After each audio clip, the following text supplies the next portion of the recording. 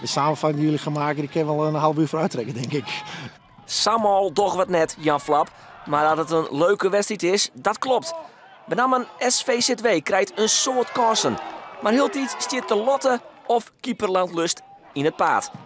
Na een dik jaloere spieling de vrije trap van ONS van Rozenburg en de kopbal van Chris de Wacht. Hij kopt hem knap in en de 1-0 vastsprong is daar voor ONS Nits. In de tweede helft krijgt de ploeg uit Wieren de kans op de liekmakker. De vrije invageer en Bio Pruksma maken de overtreding en krijgt daarvoor zelfs de gele kaart. De penalty is van Davy Perik. En weer stiert keeper Landlust op het goede plak. En dus maakt hij zijn basisplak ten koste van Ale Geert de Vries Hiendal Wier. En als het er dan op liekt dat ONS er maar de 3 punten van trok, komt er toch nog de liekmakker. 4-4 komt die bal bij Jordi van Eck. En die maakt het 3 minuten van tijd toch nog de liekmakker.